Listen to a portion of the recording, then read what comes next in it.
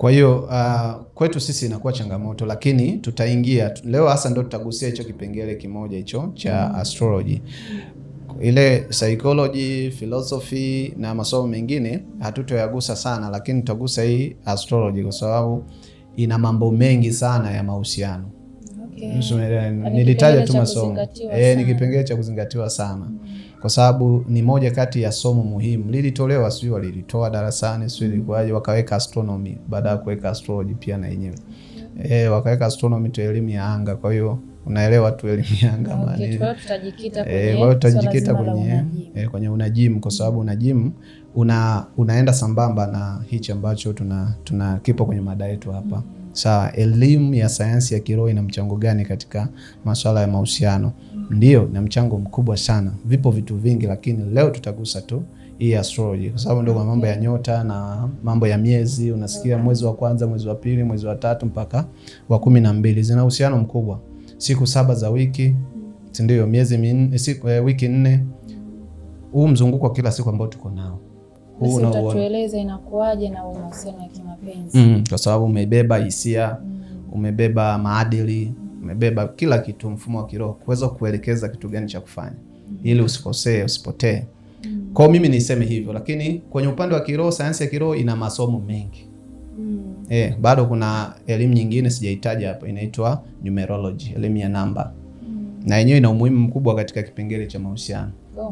Kwa sababu usipojua mwenzio kazaliwa lini, wewe umezaliwa mwezi gani, namba tarehe ngapi, mwaka gani, huyu amezaliwa mwaka fulani, tarehe fulani, siku fulani. Hizo ni elimu ya namba. Kujua namba na namba, je, zitaendana vipi, zinaingiliana vipi? Sababu mwenye namba 2 hawezi kuwa na uhusiano wa namba 7.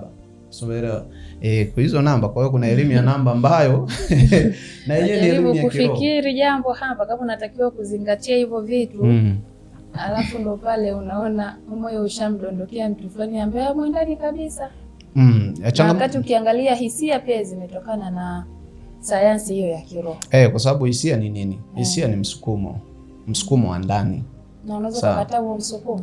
Unaweza kukataa. Ni msukumo wa ndani ambao uko kwa mtu mwenyewe. Sasa ngoja. Unakataje huo msukumo na kati ni kitu cha asili ambacho kimetoka ndani? Msukumo haukataliwi, ila unatakiwa kujua sheria na kanuni. Ulimwengu unaendeshwa kwa sheria na kanuni. Hauendeshi kwa msukumo tu.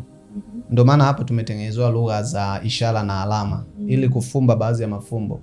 Lakini in simple way ni kwamba msukumo unatakiwa uwe na maelekezo na hekima.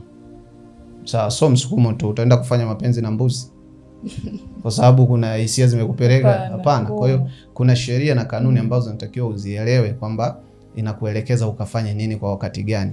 Umeelewa? Utajikuta unafanya mapenzi na watu ambao hawaendani na wewe, au unafanya vitu vya ajabu kwa sababu ya msukumo tu. Hisia mbaya zinaweza zikaja kulingana na namna ambavyo unaishi wewe. Ndio. Kama msukumo mbaya.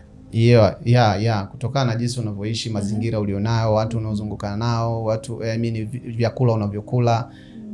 Mzunguko unaoishi, kitu unachoongea kila siku kinaumba. Kwa hivyo msukumo unasababishwa ama hisia zinasababishwa na jambo fulani. Yani vitu vinategemeana, ni kama smaku, ni magnet. Umeona yani action unazofanya kila siku zinaweza kutegemea, zinaenda kuconvert hisia. Yani kuna vitu unaweza kuwa unavifanya wewe bila kujua, kumbe unavutia kitu fulani. Ni kama magnet. Mfano unakaa na watu ambao ni wavuta bangi, au unakaa na watu walevi, unakaa na watu yani ule msukumo ile hali ambao unakuwa mnafanya kila siku, kile kitendo unaendelea kuconvert. Una convert yale mambo, una convert. Unaona tu haina tatizo. Yes, wewe unaona simple tu, kumbe huo ni mfumo wa kiroho unaendelea kujiactivate wenyewe. Kwa hivyo tunaweza tukaharibu asili yetu nzuri ambayo tumepewa pengine kuzaliwa kwetu sisi wenyewe. Sisi ni device, yani binadamu ni device, ni receiver. Yani tunavyosema ni mpokeaji na mtoa. Yani mwili yetu sisi ina uwezo wa kupokea taarifa na kutoa, kama vile ambavyo unavyonisikia hapa. Sawa, ninapokea na ninatoa. Sinaongea hapa, unapokea, si ndio? Lakini wakati mwingine wewe unaongea. Kwa hiyo hali ambayo unaiona hapa, hii moment inayofanyika hapa, au hii action inayofanyika hapa, mimi kuongea na wewe unanisikiliza, ndivyo hivyo ina convert kila kitu. Maana watu watanielewa ninapoongea, watanisikiliza na wa convert Umeona, na washawishi kwa lugha nyingine, Kiswahili chepesi. Kwa hiyo kushawishi ndo kuconvert. Simeelewa eh? Sawa, turudi sasa kwenye mada yetu. Ilikuwa ni sawa. Katika elimu ya astrology tunajifunza mambo mengi sana kuhusiana na msukumo au nafsi au roho kama mfumo wa kiroho ambao unakupa maelekezo wewe ni nini cha kufanya. Kwa sababu mwili haujiendeshi tu wenyewe kama ngozi, kama nyama, kama mifupa. Hapana, unapokea order. Sema order. Unapokea order, maelekezo ya nini cha kufanya kutokana na nini, na maarifa ulionayo, kutokana na ufahamu ulionao juu ya jambo fulani. Lakini kama huna maarifa ama huna ufahamu juu ya hilo jambo, maana yake utaokota tu popote. Sawa, yani utaokota tu maarifa popote bila kuelewa misingi ya kiroho. Sasa elimu ya astrology au elimu ya unajimu tuseme kwa Kiswahili, ni elimu ambayo inaanza kukutahadharisha na kukupa maelekezo ya nini cha kufanya. Ni elimu ya awali kabisa ya msingi, primary, kuweza kujua wewe ni nani na unatakiwa uishije na ushirikiane na nani, ulale wapi, ule nini, uvae nini na maelekezo kama hayo. Ndio maana nikasema ni muhimu kwenye hii mada. Sasa kivipi? Kivipi? Kwamba iko hivi, ujio wetu sisi hapa binadamu tumekuja katika mfumo ambao ni wa particle, wa chembechembe kama tulivyoeleza kwenye mada ile iliyoisha ya uumbaji. Kwa hiyo tulipotoka kwenye hizo chembechembe tulikuja katika mfumo wa kibiolojia. Tumetoka kwenye particle kama mwanga, tukaja kwenye mekanizmu ikafanyika, tukaja kwenye majimaji, tulivyotoka kwenye majimaji tukaja kwenye mifupa na mwili, hatimaye umeelewa kama hivi tulivyo. Hizo ni seli zinafanya kazi, mfumo wa kiroho. Sasa wakati tuko kwenye tumbo la mama zetu, wakati tupo kule, kulikuwa na mfumo wake wa kuishi tulivyokuwa miezi 9 tumboni. Sasa baada ya kutoka pale tulipozaliwa tu pap, kuna vitu ambavyo wazazi walitakiwa wawe wanafanyaje, wao wanavijua. Narudia tena, kuna vitu ambavyo wazazi wetu sisi walitakiwa kuvijua. Sawa, na sio kuvijua tu, kuvifanyia kazi. Yaani sio kuvijua tu, kuvifanyia kazi. Pale kuna vitu viwili ambavyo mwanadamu anazaliwa navyo. Narudia tena, hazaliwi na kabila, hazaliwi na dini, hazaliwi na mifumo ya serikali. Anazaliwa katika mfumo wa kiroho ambapo anakuja na format yake, anakuja na mwongozo. Mwongozo haufanani na yeyote. Hapana. Sawa. Anakuja na mwongozo, maelekezo ya nini cha kufanya. Sasa hapo ndipo watu wanapopotea. Hapo ndipo yani tunaanza kupotea kuanzia hapo. Kama mzazi wako alikuwa yuko makini, atanoti vizuri vitu vyote ambavyo wewe ulizaliwa navyo kama ishara, kama alama. Kwa sababu mtu anapozaliwa haji na karatasi hapa. Anakuja na alama na ishara. Hizo alama na ishara ndio elimu ya astrology inatufundisha, elimu ya unajimu. Ndio ambayo inakusaidia maelekezo mpaka ukuaji wako na familia yako na wewe ufanyeje baadaye na nini. Kwa hivyo kwa maana hiyo hii ama elimu hiyo ilitakiwa yani iwe kitu endelevu tokea bado uko mdogo. Kwa hiyo unakuja kuijua umeshakuwa mtu mzima, kumbe kuna vitu vilishakupita huko. Hainigharimu sasa. Ndio hivi sasa ndio tunafundishana leo. Ndio hapa inabidi sasa ukae ulisikilize.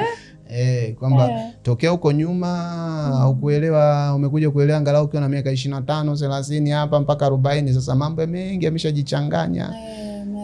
Sharibu shavuruga, yani mambo yashakuwa mengi. Kumbe kuna vitu ulikuwa unatakiwa uskip ili kuangalia mfumo wako umekaaje. Kuna vitu ulikuwa unatakiwa usifanye kuangalia mfumo wako ufanye. Unaendaje, umeona? Kwa hiyo hapo ndipo kwenye makorokoro.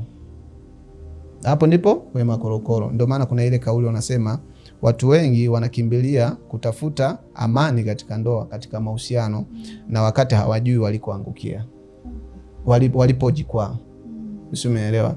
Leo ukiona kitu kinatokea witi na mtazamaji pale, ukiona jambo linatokea halijatokea kwa bahati mbaya, tayari ni mchakato tokea nyuma, ndio maana hii jambo limetokea. Maana yake umekuja kujipata sehemu ambayo sio sahihi. Umeelewa? Sasa ngoja turudi tuifafanue kwa undani zaidi ili tuweze kuelewana, kwa sababu tumesema elimu au sayansi ya kiroho ni sayansi ambayo inahitaji utulivu. Kwa hiyo na sisi tunahitaji utulivu ili tuelewe, kwa sababu kama ulishajichanganya basi hivyo. Lakini kabla sijaanza kuelezea, pengine unaweza kawa na swali kwamba kwa upande wa dini au imani zetu hizi za kidini inatufundisha au inatoa maelekezo kuhusiana na hichi ninachokizungumza hapa, kuhusiana na unajimu au astrology, kuhusu kuzaliwa kwa mwanadamu? Jibu ni ndio, lakini hawafundishi in deep. Wanafundisha kwa mafumbo, wanafundisha kwa ishara, lakini ishara hizo hawakupi undani wa mambo, kwa sababu elimu ya maarifa ya kiroho huwezi kumwambia kila mtu. Yule atakayeshtuka akajiongeza, huyo atatafuta na ataelewa. Lakini ukijifanya kichwa mwenda wazimu na nini, basi unabaki ni wewe mwenyewe, kwa sababu kuna watu vichwa vyao wanavijua wao. Huwezi kumueleza jambo alikai, yani lishatoka hapo limeenda huku limepita kule hivi na hivi, mambo yanakuwa. Na elimu ya kiroho haitaki hivyo. Ndio maana kila kitu cha kiroho kimejificha. Kwa nini kisiwe wazi dhahiri katika mwili wa nyama? Kwa nini vimejificha? Kwa sababu ya kujificha hivyo hivyo, ili kuendelea kulinda hatima, kuendelea kulinda uhai uendelee kuwepo, sababu uharibifu unaweza kuwa ni wengi. Sasa tutagusa huko kwenye vitabu vya Biblia na Qur'ani vimeelezewaje, lakini niende kwanza na hii astrology, si ndio? Au una swali kwanza? Mambo ni mengi, najaribu kufikiri vitu vingi hapa. Sasa kama mtu pengine makosa yametokea bila kujua, pengine ni makosa ambayo yametokana na wazazi wetu. Mimi sasa baada ya kuelewa kwamba nilitakiwa kuwa hivi, nilitakiwa kuwa vile, ama nilitakiwa kupita hivi, nilitakiwa kusoma hivi, nafanyaje sasa ili at least nipate kaunafuu fulani?